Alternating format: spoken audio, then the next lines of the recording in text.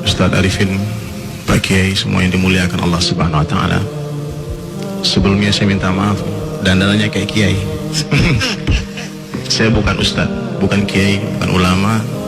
Saya seorang musisi yang sampai hari ini masih berkarya, Ustadz.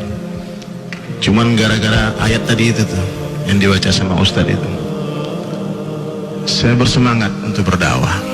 Itu saja. Jadi hadirin mulia, intinya seluruh manusia ini, siapa saja dia, itu menginginkan kebahagiaan. Orang kaya, orang miskin, pejabat, petani, pemusik, pemain film, ulama, siapa saja. Namun sayang hadirin yang mulia, begitu banyak manusia yang ingin bahagia, sedikit yang tahu di mana Allah letakkan kebahagiaan. Sementara Allah Subhanahu wa Ta'ala telah menjelaskan sejelas-jelasnya di dalam Al-Quran, kebahagiaan hanya dalam mentaati Allah. Siapa yang taat kepada Allah dan Rasulnya, maka itulah kesuksesan yang besar. Jadi orang miskin untuk bahagia itu sebetulnya tidak perlu harus kaya dulu. Taat kepada Allah pasti bahagia.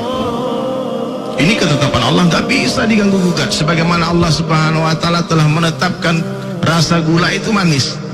Orang kaya makan gula, dia akan katakan gula itu manis. Orang miskin makan gula, akan katakan gula itu manis. Presiden, gubernur, bupati, polisi, jenderal, siapa saja yang makan gula, kita tanya bagaimana rasa gula, Pak? Apa katanya? Manis. Begitu juga hadirin dengan ketaatan. Orang kaya taat kepada Allah pasti bahagia. Orang miskin taat kepada Allah pasti bahagia. Presiden, gubernur, bupati, rame-rame, sendirian, amalkan agama, taat kepada Allah pasti bahagia. Sebagaimana kebahagiaan ikan ini hanya di dalam air, begitu juga kebahagiaan manusia hanya dalam ketaatan. Satu detik ketaatan kita kepada Allah itu lebih berharga daripada berjuta-juta detik ketaatan manusia kepada kita. Jadi hadirin mulia, siapa saja yang mengenal Allah Subhanahu wa Ta'ala pasti akan cinta kepada Allah. Siapa yang cinta kepada Allah pasti akan takut kepada Allah. Takut kepada Allah ini berbeda dengan takut kepada makhluk. Orang kalau takut kepada makhluk, dia akan lari menjauh. Tapi orang yang takut kepada Allah, dia akan mendekat, merapat kepada Allah Subhanahu wa Ta'ala. Dan siapa yang mencintai Allah hadirin mulia pasti akan mencintai Rasulullah sallallahu alaihi wasallam. Pasti. Karena memang sunnah dalam bercinta itu begitu. Orang yang mencintai seseorang akan mengikuti dan mentaati orang yang dicintainya, dan akan mencintai segala sesuatu yang berhubungan dengan orang yang dicintainya, dan akan mencintai apa yang dicintai oleh orang yang dicintainya. Jadi kalau kita mengaku mencintai Allah, Allah sendiri perintahkan dalam Al-Quran, qul in kuntum tuhibbunallaha fattabi'uni yuhibbukumullah. Jadi kita diperintah oleh Allah Ta'ala untuk mengikuti Rasulullah sallallahu alaihi wasallam. Baru Allah Ta'ala akan mencintai kita. Jadi hadirin sekalian, kalau ada orang yang mengaku mencintai Allah sementara dia tidak mau menghidupkan sunnah Rasulullah sallallahu alaihi wasallam, pastikan orang ini pendusta. Dia pasti sedang berdusta. Kalau ada orang yang mengaku mencintai Rasulullah sallallahu alaihi wasallam tapi dia tidak menghidupkan sunnah Nabi sallallahu alaihi wasallam, itu suatu hal yang tidak mungkin hadirin mulia. Dulu Ustaz, saya suka sama satu band luar negeri, band metal. Terutama namanya Sepultura, Metallica, Slipknot, System of a Down, macam-macam Ustaz. Itu Ustaz, rambutnya saya tiru, bajunya saya tiru. Dia pakai gitar, saya lihat merek gitarnya apa, saya tiru.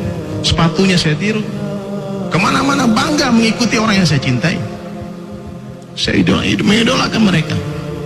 Kemudian hadirin mulia, setelah ada da'i datang kepada saya menceritakan, ini nih orang yang harus diidolakan, ini satu orang, manusia terbaik, Nabi yang terbaik, Rasulullah sallallahu alaihi wasallam. Itu kapan?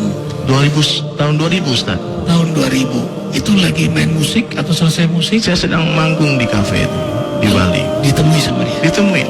Ini da'i ini luar biasa. Ini waktu saya lagi manggung, saya bilang, ini Pak Jenggot datang ke kafe, ngapain? Apa mau ngebom kafe ini bagaimana? Tapi ini orang so akrab. Setiap kontak Ais, dibilang, hey, kali ini nih ada orang-orang yang sayang sama saya. Biasanya kalau dulu saya main musik, datang orang sama saya ketemu orang yang yang aku merasa jago agama, dia bilang musik haram, makanya saya lari dari Bali, saya lari dari Jakarta, saya asli Padang Ustaz, karena saya rasa ini Islam tidak bersahabat dengan seni, dengan musik, hobi saya mau lari dari Islam. Di mana yang tidak ada azan? Bali. Oke. Allah. Kan tiap sebentar azan di Jakarta Pak, sementara kita nggak sholat, gimana? Kan mengganggu. Saya pilih, gimana ya? Bagaimana saya pengen jadi musisi, saya mau manggung di Amerika, di luar negeri, cita-cita saya. Karena saya pikir kemuliaan waktu itu dalam popularitas. Saya salah paham, saya pikir kejayaan, kesuksesan itu kalau saya terkenal, punya band internasional. Subhanallah. Kasih sayang Allah, berkat doa orang tua. Jadi hadirin yang mulia, doakan. Ketika ayah saya tahu saya ke Bali, beliau pasrah.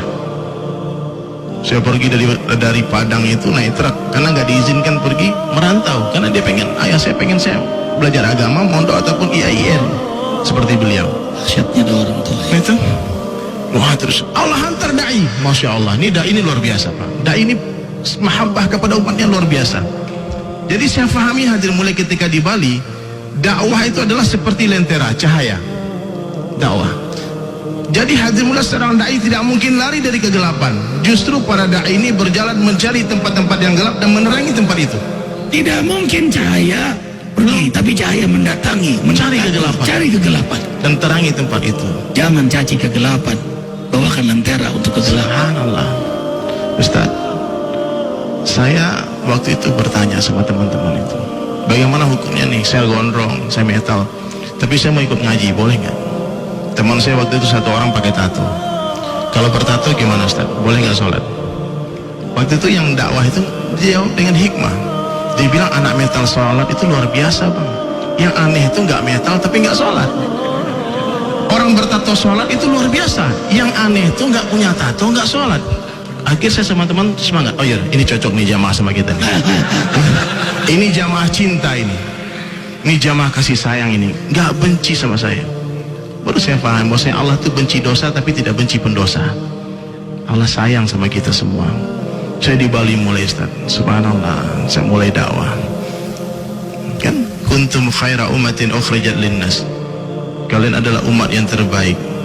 The best umat ukhrijat, yang dikeluarkan, yang dikhurujkan untuk seluruh manusia.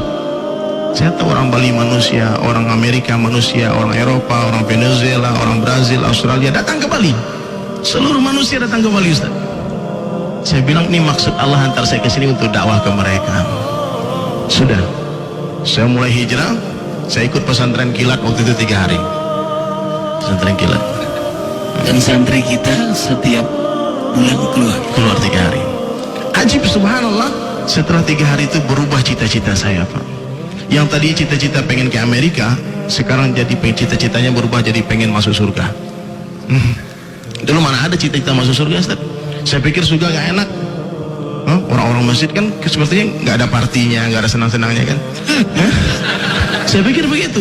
Ternyata hadirin mulia, setelah saya menjalani agama, belajar agama, masya Allah, ternyata orang beriman di setiap detik dibahagiakan oleh Allah dengan amalan-amalan sunnah. Kehidupan orang beriman itu ternyata penuh dengan hiburan. Zikir nikmat, baca Al-Quran bisa nangis nikmat. Ini saya pahami. Jadi saya pahami kita ini umat Rasulullah SAW, khairah umat yang terbaik. Umur kita singkat 60-70 tahun, tapi yang singkat ini bermakna untuk membina akhirat yang selama-lamanya. Sekarang ini umat lupa hadirin mulia, menisbatkan dirinya kepada kesukuan. Bangga saya orang Padang, saya orang Jawa, saya orang Sunda, saya orang Bali, saya orang Amerika, orang Arab. Mestinya nisbat kesukuan dihilangkan dan diganti dengan nisbat umat Rasulullah. Saya umat Rasulullah SAW. Banyak orang yang bangga, saya lawyer, saya tentara, saya polisi, saya supir taksi, saya pedagang, petani. Bukan, saya dai. Dakwah ini mesti dijadikan kerja utama kita hadirin mulia. Kerja utama.